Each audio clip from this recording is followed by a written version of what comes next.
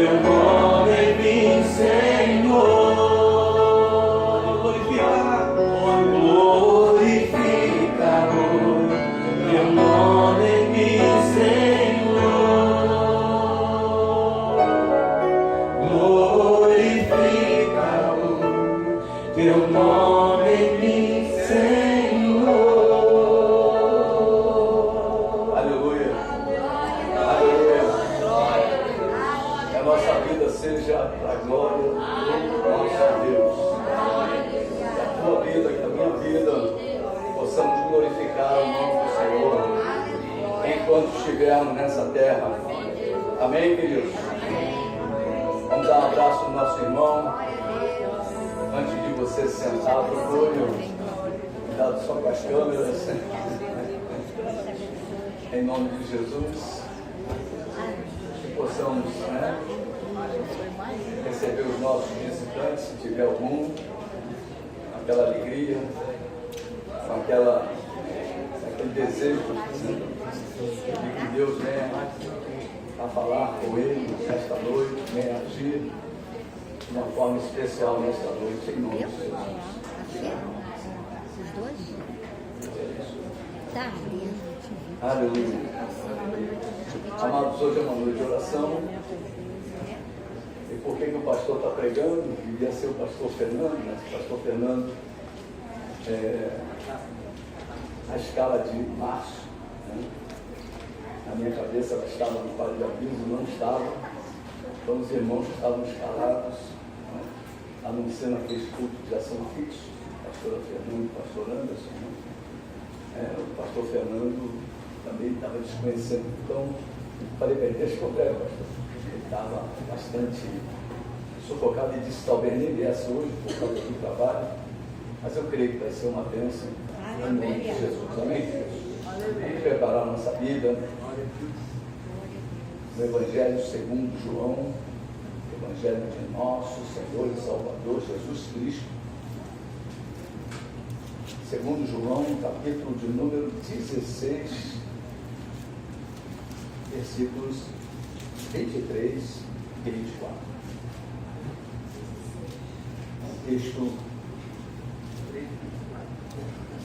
É um texto que não há dúvida, né? Quando nós lemos esse texto, a vontade do cristão é pedir tudo, né? Ele diz assim, versículo 23, naquele dia, nada me perguntareis. Em verdade vos digo, se pedirdes alguma coisa ao Pai, Ele vos concederá em meu nome. Olha que beleza, só pedir e Deus vai conceder, né? Até agora nada tens pedido em meu nome, pedi e recebereis, para que a vossa alegria seja completa. Pegando esses dois versículos, meu Deus do céu, né? Veremos que seria muito simples a vida de um cristão.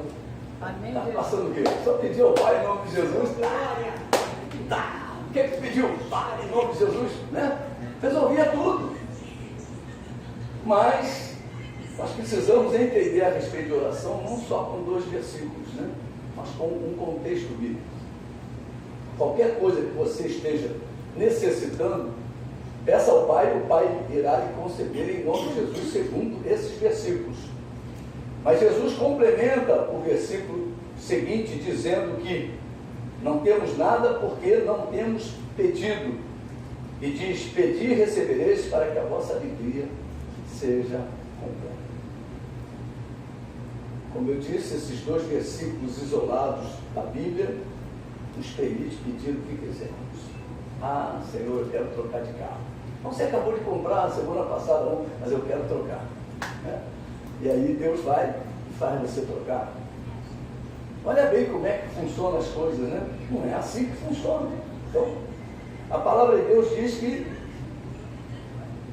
esses dois versículos isolados do resto da Bíblia, o que der na nossa cabeça nós podemos pedir, se você pegar eles como base, fundamento no assunto oração, né?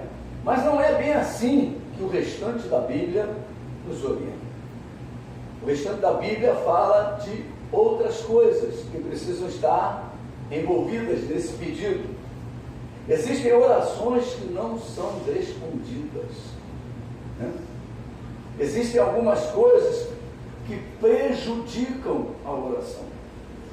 Tem coisas que o cristão está praticando, está vivendo, que prejudica o seu relacionamento com Deus através da oração. Então, a oração dele não passa do teto, né? Como se diz, né? Não passa, o chão fica de ferro e o teto de bronze, não é isso? Então, ele fica no meio de um sanduíche, duas coisas duras, né? E o cristão fica ali no meio. Então, eu queria usar aí alguns versículos para a gente poder estudar a respeito desse. Eu peço e não recebo, por quê? Se esses versículos me dão a garantia de que tudo que eu pedir em nome de Jesus, o Pai vai me dar. Não é verdade? Então aqui, em primeiro lugar, eu queria ir lá em Tiago, capítulo 3. Capítulo 4, versículo 3. Tiago 4, 3 diz: pedis e não recebeis. Olha, porque pedis mal, para esbanjardes em vossos prazeres. Um propósito egoísta na oração tira-lhe todo o poder, tira todo o poder da oração. Então, se o propósito daquela oração, daquele pedido a Deus, tiver o egoísmo envolvido, retira totalmente o poder da oração. E muitas orações não são respondidas porque são orações egoísticas, ou orações egoístas, né? Lembre-se de que o verdadeiro propósito da oração é para que Deus seja glorificado na resposta. Tudo tem o princípio da glorificação do nome de Jesus na resposta da oração. Se você observar a oração, por exemplo, que aqueles jovens que estavam lá junto com Daniel e dizem para Nabucodonosor: se o nosso Deus quiser, ele nos livra. Se não quiser, também não livra. Quer dizer, a vida deles depende de Deus, né? A vida deles está na dependência de Deus. São princípios. Então, e quando eles são libertos daquela fornalha, o nome do Senhor é glorificado. Mesma coisa Daniel. Daniel era um homem de oração e foi levado para a cova dos leões por causa da oração. E no final do processo, o nome do Senhor foi glorificado. Né? Então aqui nós começamos a lembrar isso a vocês, que se pedirmos algo simplesmente para recebermos e usá-lo em nosso prazer ou em nosso próprio deleite, estamos pedindo mal. Então nós temos que colocar a oração com o enfoque de Deus, com o propósito de Deus. Amados, não devemos esperar receber isso que estamos pedindo, né? Isso explica porque muitas orações estão permanecendo sem resposta. É o egoísmo. Vamos ver um exemplo, quer ver? Olha só. Lucas capítulo 11. Lucas 11, versículo 13, muito conhecido nosso, diz assim: ora, se vós que sois maus, sabeis dar boas dádivas aos vossos filhos, quanto mais o Pai Celestial dará o Espírito Santo àqueles que lhe pedirem. Então, o Espírito Santo deve ser desejado por nós. Qual o objetivo de você pedir alguma coisa para você? É egoísta isso? Não é egoísta? Isso não. Isso não é um pedido egoísta. Você está pedindo aquilo que Deus prometeu à igreja, que é o Espírito Santo. Então você vai orar ao Pai pedindo o Espírito Santo, o batismo com o Espírito Santo. A Bíblia diz que Ele dá àqueles que lhe pedirem. E aqui começa a ler. Deus nos diz que devemos pedir o Espírito Santo. Mas para que serve o Espírito Santo? Para que o nome do Senhor seja cada vez mais glorificado em nossas vidas, através de nós. Não é para que nós fiquemos somente falando em línguas. Deus, quando nos enche de poder, nos enche com objetivos de glorificar o nome do Senhor, né? Então, nós que já fomos batizados no Espírito Santo, nós devemos colocar a nossa vida no sentido de para a glória de Deus. Tudo que eu faço é para a glória de Deus. Amém. Então, nós precisamos entender isso. Mas muitos estão achando que eram crentes de segunda classe e após o batismo passaram a ser crentes de primeira classe. Então, agora fala em língua, como se isso fosse alguma coisa a respeito dele, não foi recebido de Deus. Então nós não podemos pegar aquilo que Deus nos deu e nos exaltar, né? Nós temos que cada vez mais nos posicionarmos para que o nome do Senhor, né, seja glorificado. Então, se você ainda não foi batizado no Espírito Santo, eu quero dizer para você uma coisa, né? Que o teu propósito seja de glorificar o nome do Senhor através dessa bênção que Deus tem para a igreja. Aleluia. Amém, queridos? Amém. Porque se você for ficar pensando que porque você não é batizado no Espírito Santo, você é um crente de segunda categoria, né? Você está naquele hall dos excluídos da igreja, não faço nada, não consigo fazer nada, eu digo para você, não entre nessa. Ou você é batizado para entrar num grupo que já são batizados, não é esse o objetivo. O objetivo da tua vida é glorificar o nome do Senhor. Aleluia. Amém, queridos? Glória a Deus. Você que já é batizado, tome isso como direção. Batizado no Espírito Santo, né? Batizado nas águas só não. O batismo no Espírito Santo é para manifestação do poder de Deus através da tua vida. Em segundo lugar, é algo que está na vida do cristão. Isaías 59, né? Às vezes a oração não passa do teto por causa desse assunto. Isaías 59, versículos 1 e 2, diz assim: eis que a mão do Senhor não está estendida, não está encolhida, para que não possa salvar, nem surdo o seu ouvido para não poder ouvir. Mas as vossas iniquidades fazem separação entre vós e o vosso Deus, e os vossos pecados encobrem o seu rosto, para que não vos não ouça. Olha só que coisa. Então, o cristão que está vivendo uma vida pecaminosa, que está vivendo uma vida de desobediência a Deus, a palavra de Deus diz que Deus não ouve a oração dele. Que coisa, né? Olha, a Bíblia diz aqui, versículo 2, a iniquidade faz a separação entre vós e o vosso Deus. Quer dizer, entre o cristão e Deus está o pecado, não está Jesus. Jesus é a pureza, Jesus é a simplicidade, Jesus é o santo, é o mediador. Então nós não podemos colocar outra coisa entre Deus e nós. Quando colocamos o pecado, isso quer dizer o quê? Que há uma separação, entra um abismo, e a oração do cristão nem é ouvida. Olha bem o que está escrito, né? Para que não vos ouça. Aleluia. O pecado impede a oração. A escravidão do pecado impede que a oração seja respondida pelo Pai. Muitos estão orando dias e dias, meses e meses, anos e anos, e a resposta não chega.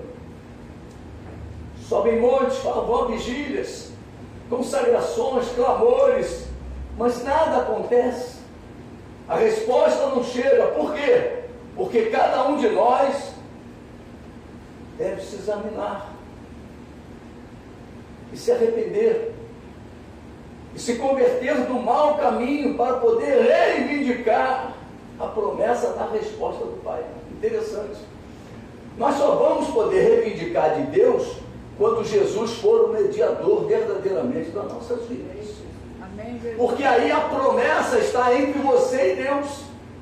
Jesus é a palavra, Jesus é o verbo, Jesus estará entre você e Deus como verdade. Se lembra do que louvamos? Em espírito e em verdade. Te adoramos. Amém. Você só consegue adorar a Deus quando essa verdade, chamada Jesus, Deus que é espírito, estiver entre você e o próprio Deus. Amém. Então nós precisamos entender, né? O pecado impede a oração. Pecados explícitos e pecados ocultos. O que é uma coisa explícita? É uma coisa pública. Todo mundo sabe. Mas tem pecados que são ocultos. Pecados que são feitos sozinho. É quando a pessoa está sozinha, ela começa a tomar atitudes, porque ela está oculta. Oculta de quem? Dos olhos dos homens, mas não está oculta dos olhos de Deus. Amém? Para você poder entender. Então isso começa a fazer separação entre você e Deus, entre o cristão e o Deus. Pecados que estão vivos na vida do cristão. Existem pecados não confessados que caíram no esquecimento. Você sabe aquela história de que uma mentira, de tanto ela ser falada, ela se torna uma verdade? Então, tem pecados que passam a ser hábitos na vida do cristão, e aquele pecado passa para ele, passa a não ser mais pecado. É uma coisa natural, uma coisa rotineira. E nós precisamos trabalhar isso nas nossas histórias, nas nossas vidas. E os pecados não confessados, que caíram no esquecimento, Deus fala que a mente do homem é cauterizada. O pecado cauteriza. Quer dizer, ele fica insensível ao Espírito Santo de Deus. Ele fica insensível às coisas do Senhor. Que coisa tremenda! Você sabe o que é cauterizar alguma coisa? É tornar aquele local ali insensível, né? Então nós começamos a ver que o pecado não confessado, ele cai no esquecimento, e Deus fala da mente cauterizada, da mente insensível. O irmão ou a irmã perdeu a sensibilidade do pecado. Ele começa a praticar aquilo e acha aquilo normal para a vida dele. Vem, adora a Deus, cultua a Deus, participa de tudo, mas ele está insensível àquilo que ele está fazendo, que é prejudicial na sua vida espiritual. E Deus não atende o seu clamor. Aliás, Deus não ouve o seu clamor. São pecados que se encontram dentro de nós, escondidos. Olha aí, os pecados aí são muitos. Quem faz o curso de cura e libertação sabe disso, né? Nós começamos a ver as portas que vão se abrindo para os demônios entrarem, e nós vamos ficando envolvidos naquilo. Mas são pecados que, por exemplo, mágoa, rancor, ódio, inveja. São pecados que estão dentro da pessoa, e que ela vive a sua vida espiritual carregando esses pecados, carregando esse fardo. E a Bíblia diz que ele vai ficando pesado para andar, para caminhar na presença de Deus. Ele não consegue caminhar, porque o pecado é um peso. É um peso. É como se fosse um saco de pedra. Você vai começando a botar o saco de pedra aqui, outro saco de pedra, daqui a pouquinho você não consegue mais andar. E a Bíblia diz que você tem que se despojar de tudo para poder tomar a carreira de Deus. Olha que coisa tremenda que Deus fala.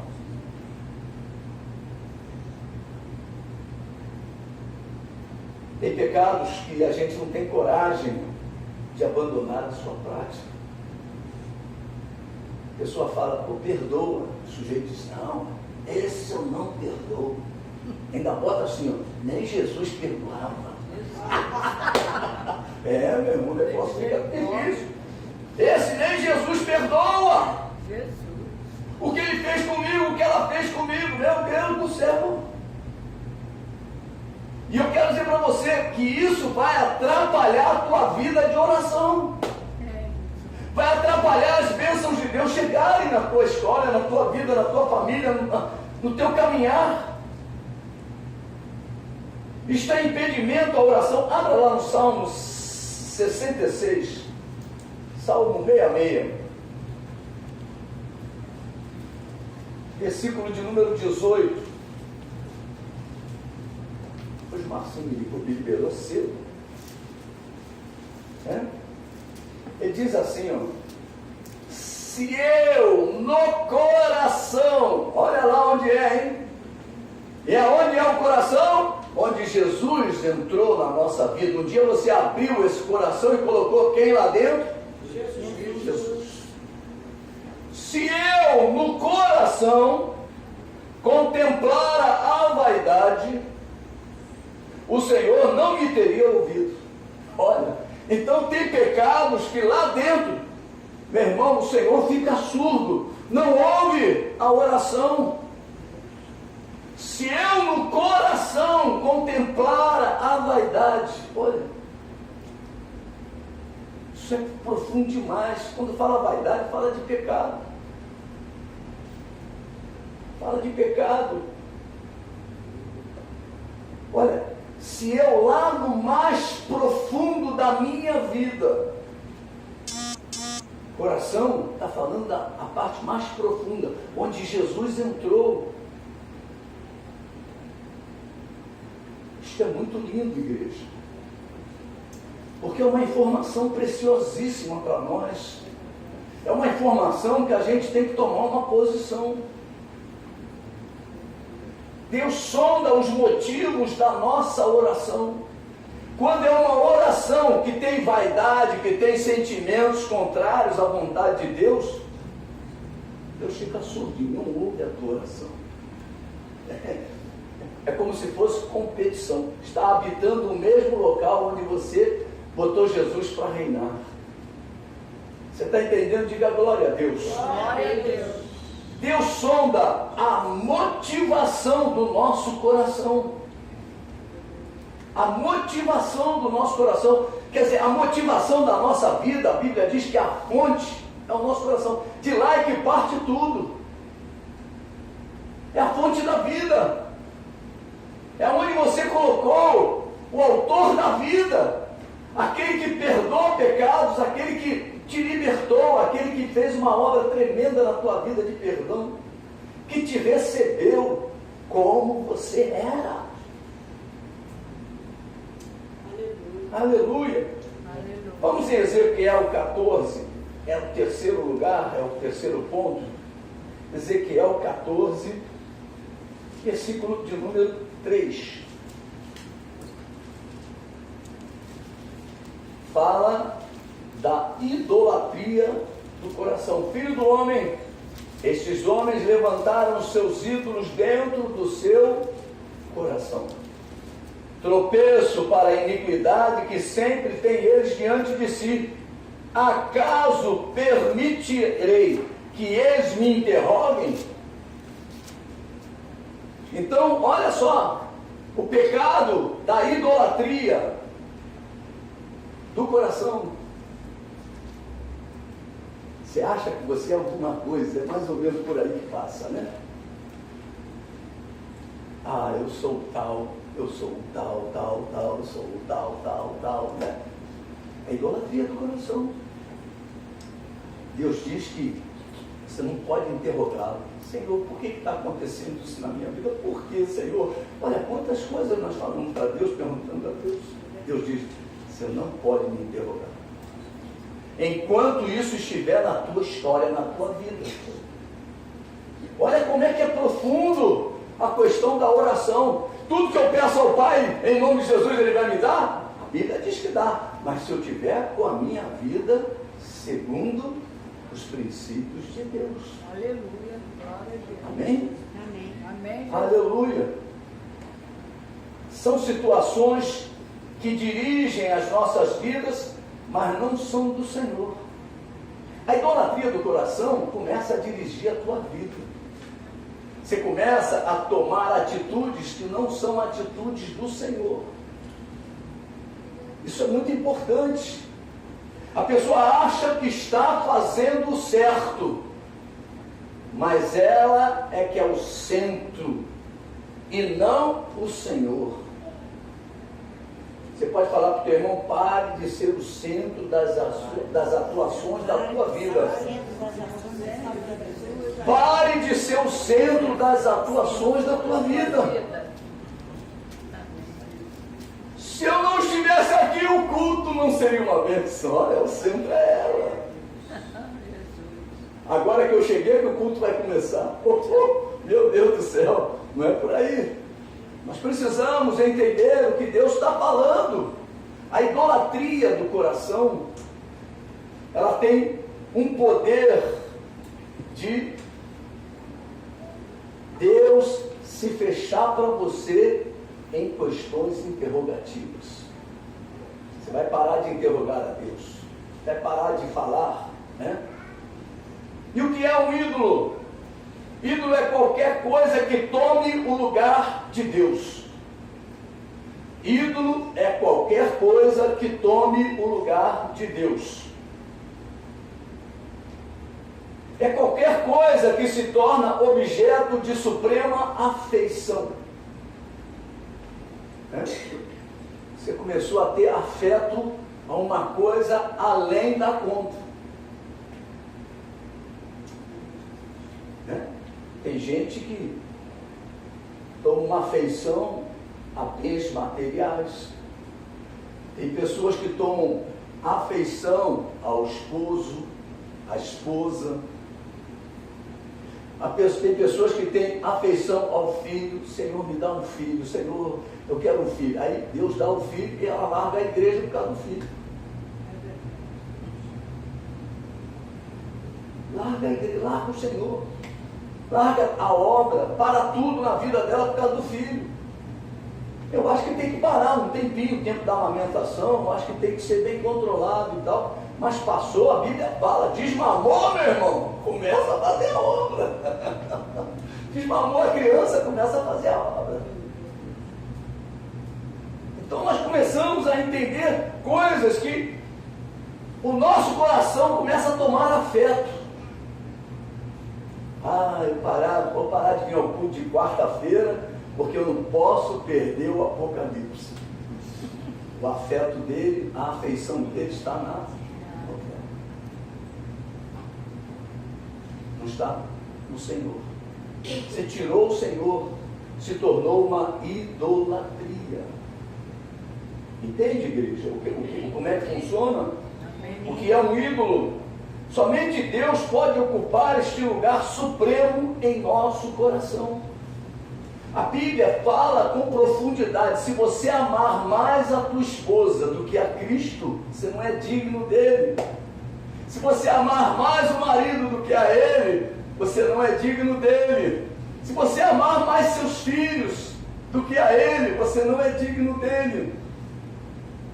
Então ele tem que ocupar o primeiro lugar na nossa vida, ele tem que ser o centro, a direção, ele tem que ser o objetivo. Por isso que o escritor aos Hebreus, no capítulo 12, diz: olhai firmemente para o autor e o consumador da tua fé. Nós não podemos colocar nenhum tipo de barreira na nossa caminhada de fé. Amém, queridos? Marcos 12, versículo 30, o Senhor afirma: amarás o Senhor teu Deus de todo o teu coração, de toda a tua alma, de todo o teu entendimento e de toda a tua força. Deus não deixa nada fora. O todo de Deus é todo. É tudo que nós temos na nossa vida. Amém, queridos? Amém. Em quarto lugar, Provérbios capítulo 21. Provérbios capítulo 21, versículo 13. 21, 13. O que tapa o ouvido ao clamor do pobre. Olha que coisa tremenda, hein? também clamará e não será o quê? Ouvido. Não será ouvido. Sabe o que Deus faz? Meu irmão, nós temos o armazém da igreja. As famílias estão passando necessidade. Hoje, nesse momento, são os pobres entre nós. Aqueles que estão passando necessidade de comida. Mas nós tapamos os ouvidos ao clamor do armazém, ao clamor da palavra de compromisso. Aí a gente passa um apertinho. Senhor, me ajuda, tem que pagar uma conta. E o Senhor, olha só o que acontece. O Senhor tapa os ouvidos para você, porque você tapou os ouvidos para aquele que está precisando. É isso que diz o versículo. Também clamará e não será ouvido. O Senhor vai tapar os ouvidos, não quer te ouvir. Deus está dizendo que esta pessoa clamará, isto é, gritará por socorro, e não será ouvida. São pessoas insensíveis aos apelos do púlpito da igreja. São pessoas que não conseguem ser liberais em relação ao pobre e ao necessitado, e nem tampouco aos serviços da igreja. Um homem generoso é poderoso em oração. Você pode repetir comigo? A generosidade me torna poderoso na oração. Aleluia. Aleluia. Glória a Deus. Olha, várias passagens bíblicas. Teve pessoas que foram a Jesus, o testemunho era o quê? Pô, ele faz muito bem a nós. Conhece a história de Cornélio? Fazia muitas esmolas. E Deus foi lá se revelar para ele. Enviou um anjo.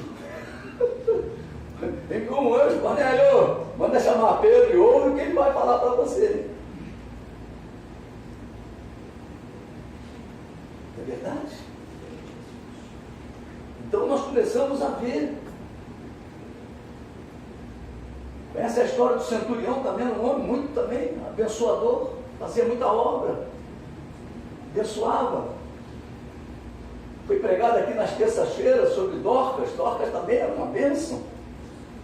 E o que Deus fez com ela? Até ressuscitou ela. Deu a ela uma segunda oportunidade de vida. Vai fazer mais um pouquinho de roupa para a turma do Dorcas? Tem pouca gente que tem esse coração na igreja.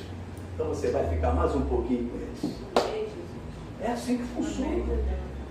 Quando você se torna generoso na obra de Deus, abençoador, um dia você pode estar passando por uma luta e Deus será o teu socorro. Aleluia. Quando você gritar por socorro, Deus vai falar para você: eis-me aqui.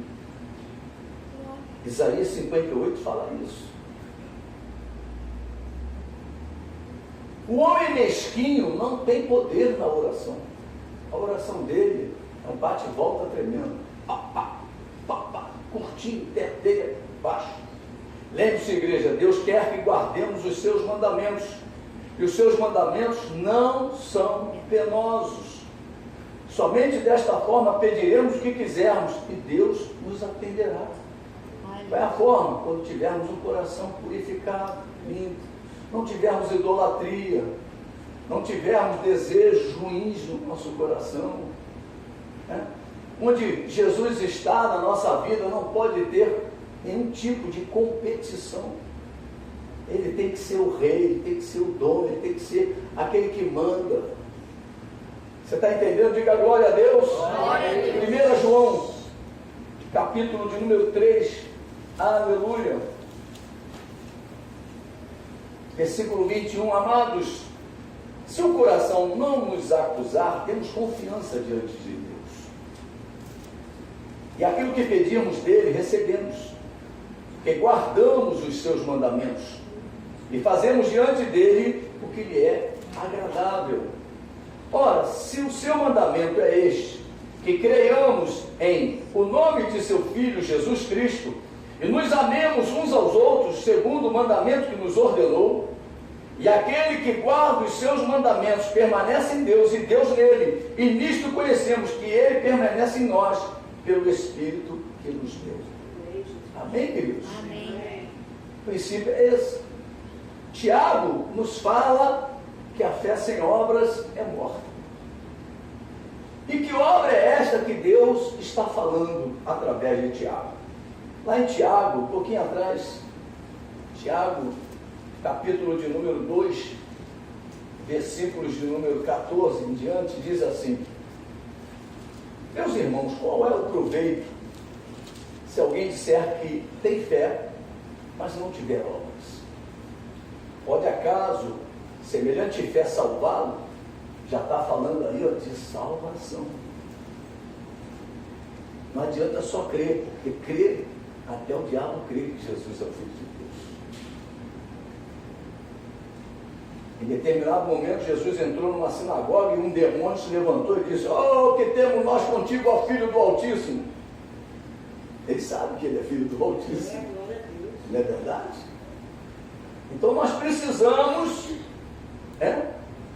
entender direitinho a respeito disso, porque isso vai depender da nossa salvação. Nós não podemos ser crentes sem obra. Às vezes, um aborrecimento, irmão, faz as pazes, resolve logo, enquanto tiver caminho, resolve logo, antes do sol se pôr, resolve. A Bíblia diz isso. Então nós precisamos estar com o nosso coração em paz. E ele diz: se um irmão ou uma irmã estiverem carecidos de roupa e necessitados do alimento cotidiano, e qualquer dentre vós lhe disser: ide em paz, aquecei-vos e fartai-vos, sem contudo lhe dar o necessário para o corpo, qual é o proveito disso? Assim também a fé, se não tiver obras, por si só está morta. Deus está falando do seu envolvimento, irmão e irmã, em todas as práticas determinadas pela igreja do Senhor. Como é que você vai fazer a obra? É através da igreja. É pela igreja que nós servimos a Deus. Você não vai conseguir servir a Deus em ministério independente. Deus tem a sua agência. Deus tem a sua igreja. É através da igreja que nós fazemos a obra de Deus. Então eu quero dizer para você que é determinado pela igreja a qual você está congregando que você deve fazer a obra. Aqui, por acaso, é a palavra de compromisso, é a oferta de promessa de fé. Sabe o que é a oferta de promessa de fé? Que você acredita em missões, você acredita no crescimento da obra. Mas quando nós vamos lá, passa um culto inteiro, domingo eu fui lá pegar, não tinha um envelope. Não tinha um envelope.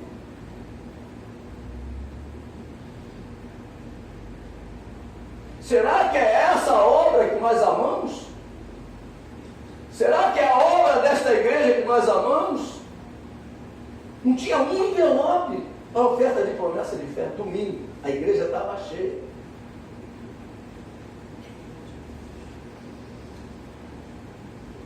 É no momento dos dízimos e das ofertas. Se você é dizimista, comece a praticar a oferta.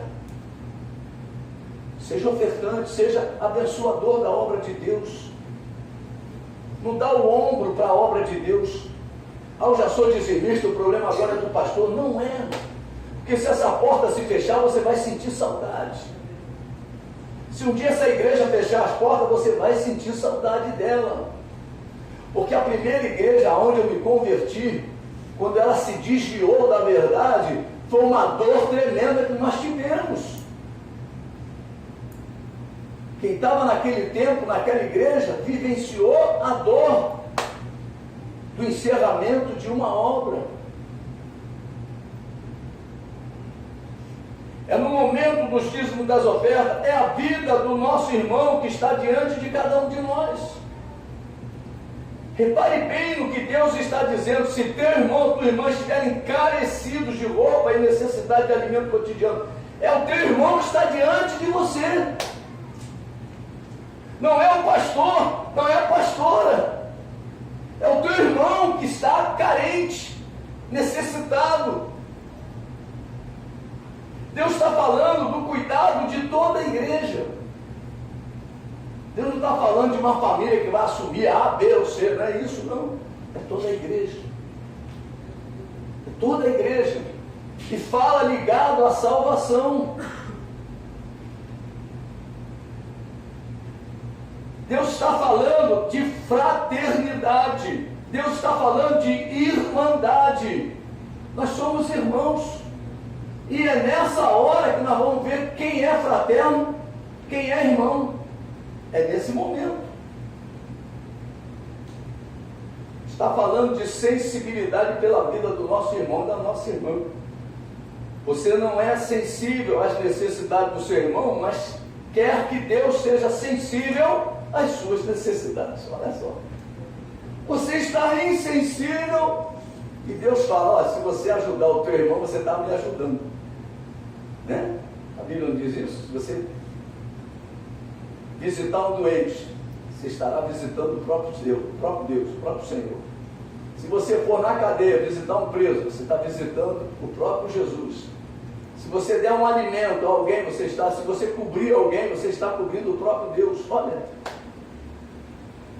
Aí você passa um aperto e quer que Deus te ajude. Quer que Deus seja sensível à tua vida. É uma incoerência que tem atingido quase toda a igreja do Senhor. A incoerência bíblica, a incoerência da fé, está aponta para o egoísmo. Vamos voltar lá para o primeiro ponto da mensagem, né? O egoísmo. Quero para mim, mas que se dane os outros. É mais ou menos isso, né? Amém, queridos? Amém. Cadê o Márcio? Márcio está por aí? Vamos ficar de pé enquanto ele vem. Marcinho. Aleluia. Alcinari, chama ele lá. Ele deve estar dando aula.